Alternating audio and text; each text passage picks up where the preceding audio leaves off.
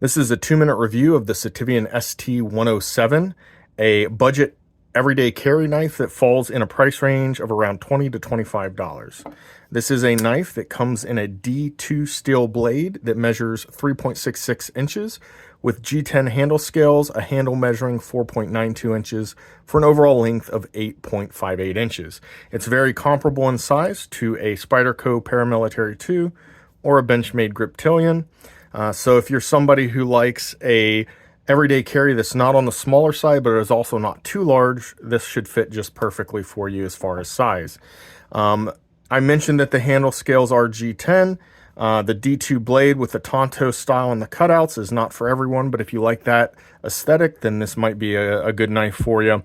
It also has a little spike on the bottom, kind of mimicking a glass breaker, although it's not a true glass breaker. It does have a deep carry pocket clip, but it does not go all the way up to the end, so you will have that little spike and a little bit of the G10 handle scale sticking out. My biggest concern with this knife is the lockup.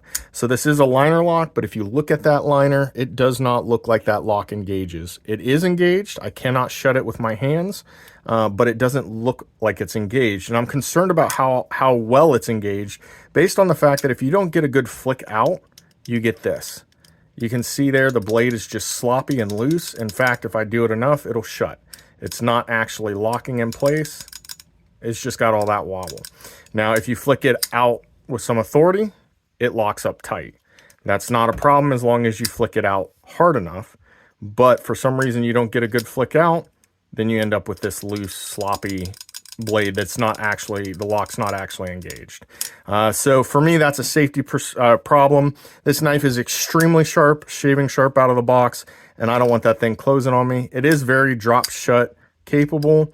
You just start that blade a little bit, the weight of the blade will drop the blade the rest of the way. So very smooth action, but overall, if I'm giving it a rating, I would give it a 3 out of 10 based solely on safety concerns with that lock.